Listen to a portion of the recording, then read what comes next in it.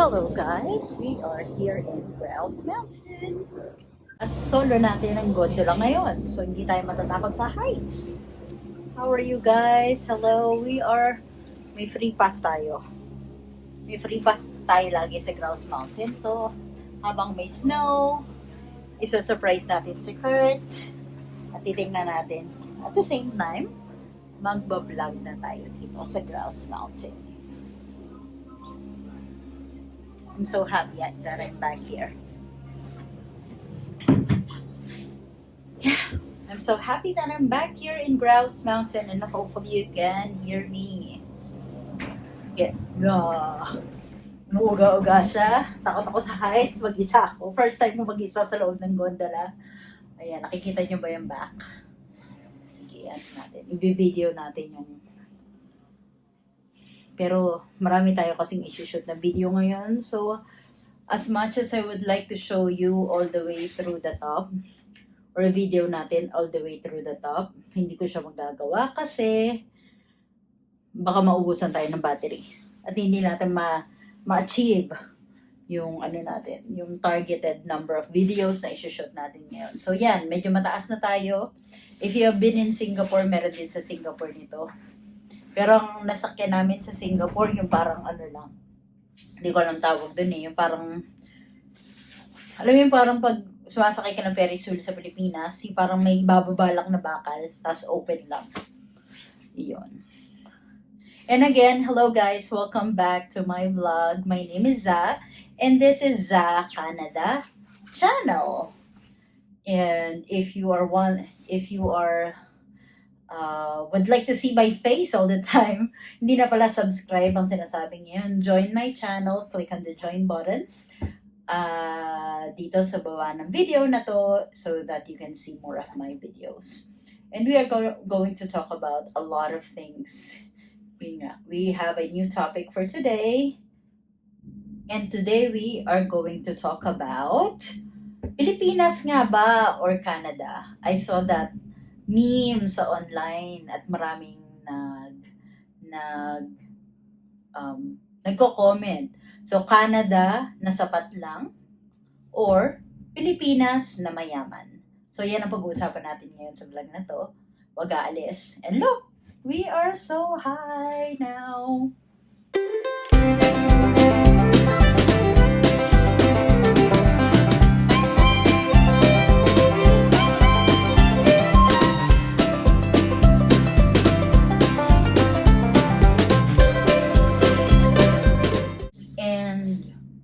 Yeah, ayan na, mataas na tayo ngayon.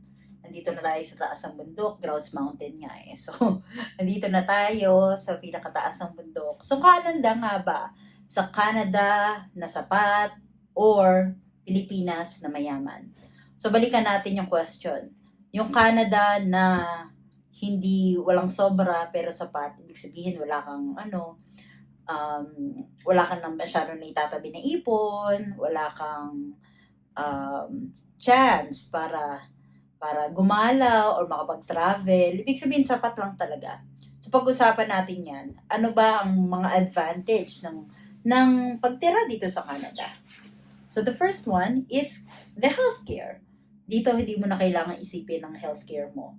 Kasi, especially pag PR Canadian ka, or kahit temporary foreign worker ka, covered ka ng health card, dito or ng free health. Ano ba yan? Ulitin natin. Dito, kahit temporary foreign worker ka, or syempre pag Canada or PR, may free health coverage. Which means na kapag nagkasakit ka, pumunta ka lang sa ospital, then, check upin ka nila. Or minsan nga, may mga kakilala ko na nanganak sila, dito nila pinanganak yung anak nila, pero wala silang binayaran ni singkong duling. Or kapag naoperahan sila, wala silang nibayaran kahit piso. Pero sa Pilipinas, kapag nangyari yan sa'yo, sorry, namunti na yung mata mo, hindi ka pa na-check up, or kailangan ng deposit pa. Or may field health man, hindi ganun kataas ang coverage. By the way, bababa na pala tayo. So, pag-uusapan natin yan, babalik ako. Okay, yan, pababa na tayo. Yeah, we are here in Grouse Mountain. May snow na pero konti pa lang. Hindi pa ganun kadami. Hindi pa siya bongga-bongga pero may ice na. Kasi nga nasa mountain tayo, so hindi siya talaga agad-agad natutunaw. Dito tayo mag-video. Napaka-perfect na lugar to para makita nyo rin yung Grouse Mountain. So, yun nga, marami nag-skate. Dito sa Vancouver. Yan, dito sa Vancouver, kailangan pumunta sa mga Grouse Mountain o sa mga Cypress Mountain o kaya sa Whistler para makatikim ng snow. Kasi pag nasa city ka, parang once or twice lang. Ewan ko lang this year, probably mas maraming snow. Or January, hindi ko alam kung, kasi mas malamig ngayon eh. As I've said from my previous vlog, mas malamig ngayong taon na to kaysa yung mga nakaraan na to. At mas maagang nag-snow ngayon. Last year, hindi pa ganito.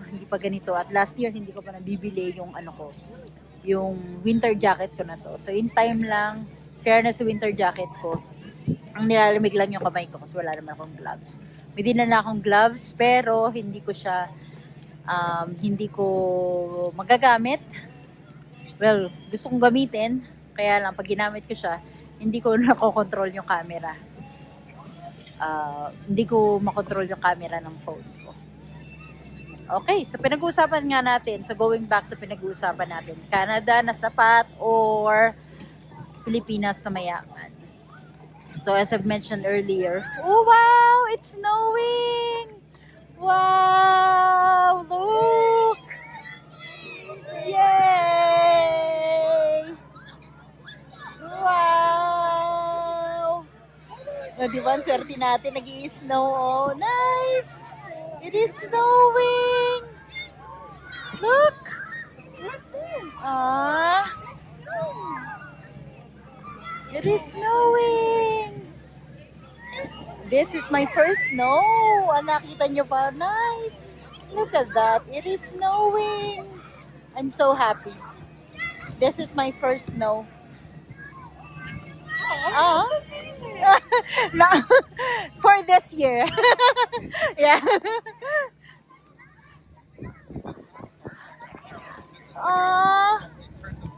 Look at that.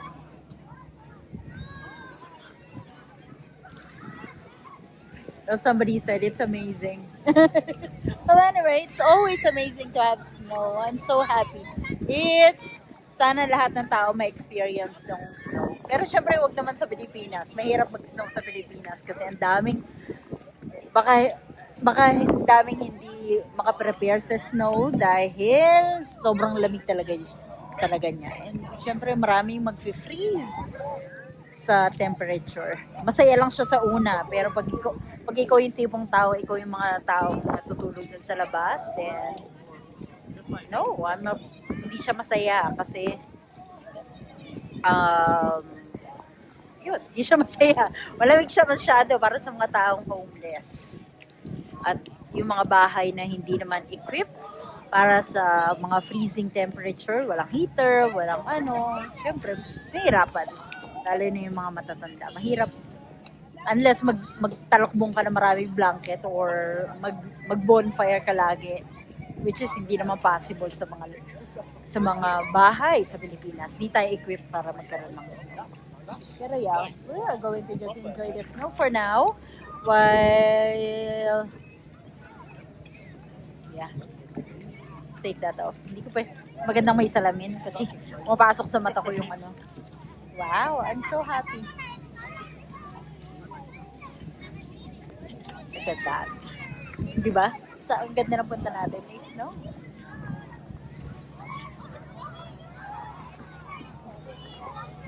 Look at that. Beautiful.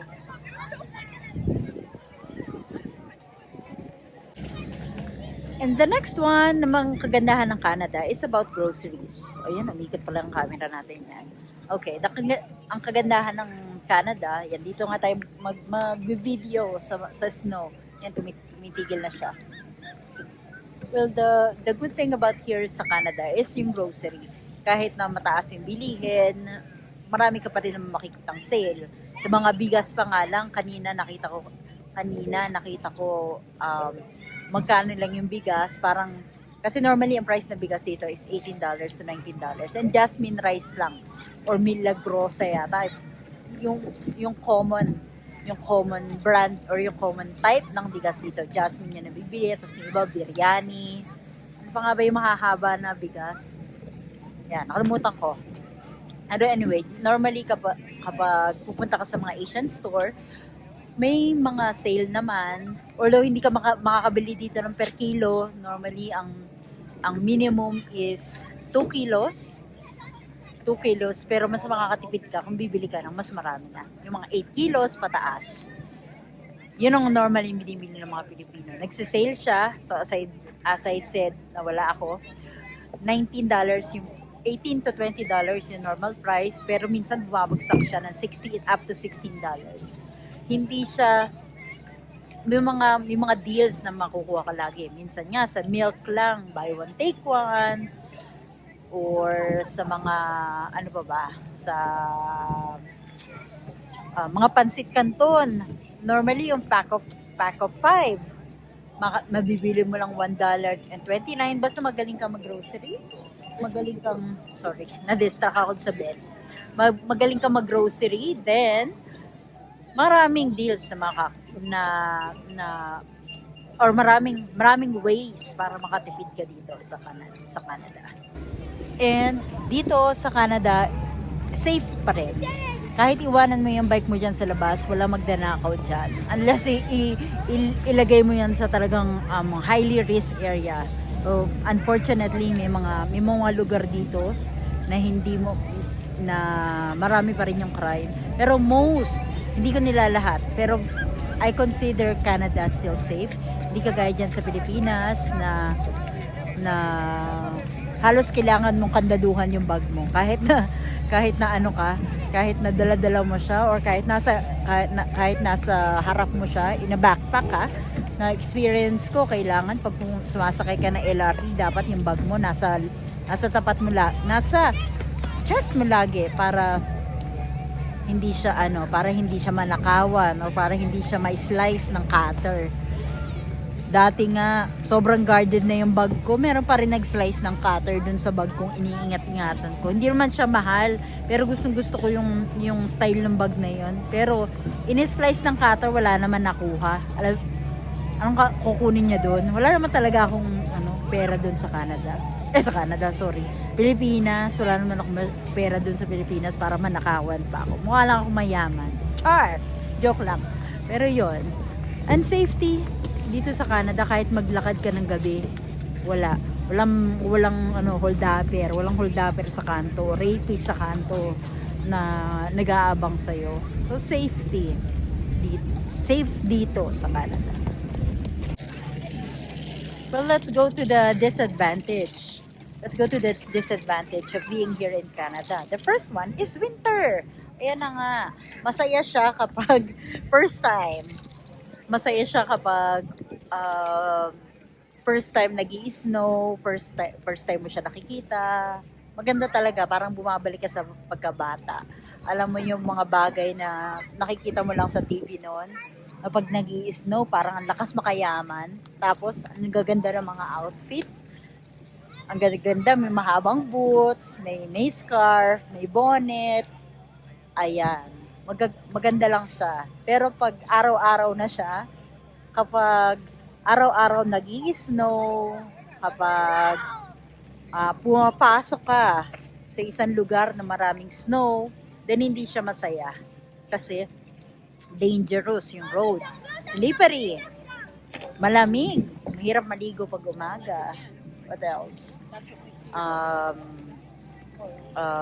Siyempre, heater. Kailangan ng heater. Normally, kapag winter, mas mataas ang utilities mo kapag winter kasi gumagamit lagi ng heater. So, mas mataas yung bills.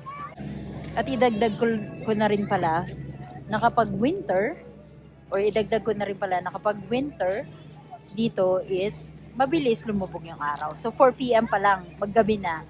Pero in other parts of Canada, hindi lang 4 p.m. Parang 4 hours. 4 hours nang sumisikat ang araw. So imaginein mo, gabi lagi. Madaling, madaling, parang ang bilis, may friend ka ako, sinabi niya sa akin, kapag malamig yung panahon, no, ang daling mapagod, parang nakakahapo. Parang, siguro kasi matanda na tayo, hindi na tayo pumabata. Yung natin, yung parang muscle, hindi ko na makita. Yung muscle, natin, yung mga buto natin, yung mga muscle natin sa loob ng katawan natin, na siya, madali na siya manginig. So, parang nakakapagod. And balikan natin yung topic natin na Pilipinas. And balikan natin yung topic natin kanina na Pilipinas na mayaman. O, di ba? May kakilala ako na mas gusto niya yan. Well, sino ba namang hindi gugustuhin ang Pilipinas? Tapos mayaman ka, may pera ka. Ayan na, mapasok na sa mukha ko mapasok na sa mata ko yung snow. Pilipinas na mayaman ka, which means na hindi mo po problemahin yung pera, hindi mo po problemahin yung pambayad mo sa bills, may aircon ka sa loob ng bahay, may kasambahay ka na pwede mong utusan whenever you need something. For example, Angel Maria kunin mo naman sa akin yung tubig. Kahit na isang dipa mo lang or may tagaluto ka. Ayan, di ba? Pag mayaman ka. O kaya may kotse ka. May kotse ka na kahit saan mo gustong pumunta. May pera ka na pang travel. Ayan, yan ang mga magaganda, mga perks ng pagiging mayaman sa Pilipinas. Tapos kapag mayaman ka sa Pilipinas, pag may problema ka, syempre onting spa, makakapagpa-relax ka na dito, napakamahal ng spa. Anyway, kaya lang minsan real talk tayo. Mayaman tayo sa Pilipinas, tapos yung kapamilya natin hindi, may guilt ka pa rin. Tapos, dito sa Canada, pwede kang mag-grocery kahit naka-pajama ka. Walang pakialam sa iyo mga tao. So, sa Canada, sagutin na natin yung tanong na yan. Sa Canada, stable ka, safe, and future-friendly. Minsan malamig, and minsan lonely. Especially dito sa mga taong walang kasama sa buhay. Yan sa Pilipinas, masaya, masarap ang pagkain, malapit sa pamilya, although may traffic, mataas yung crime rate, and nahihingi sa'yo minsan na pasalubong kahit di ka naman galing abroad.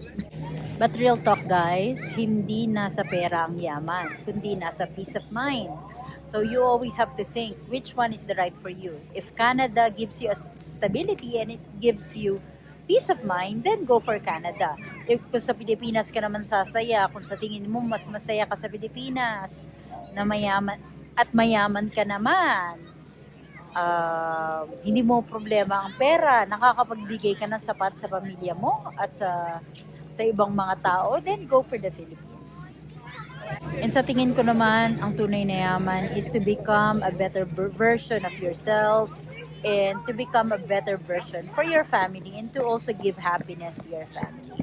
Kung mayaman ang puso mo at mayaman ang pamilya mo, I'm sure sasaya ka naman, 'di ba? Walang sukatan or may kanya-kanyang sukatan. May kanya-kanya sukatan ng pagiging masaya. So, ayun guys, this is the end of my vlog. Comment below kung anong gusto nyo, sa Canada na sapat or sa Pilipinas na mayaman. I would like to hear your thoughts about that too. Click on the join button para updated kayo sa mga ina-upload kong videos, bell icon, and then like this video kung nagustuhan nyo yung motivational videos natin ngayon. Okay? At laging tatandaan, hindi kailangan marami kang pera, basta may peace of mind. I'll see you again next time. Bye. Thank you for watching.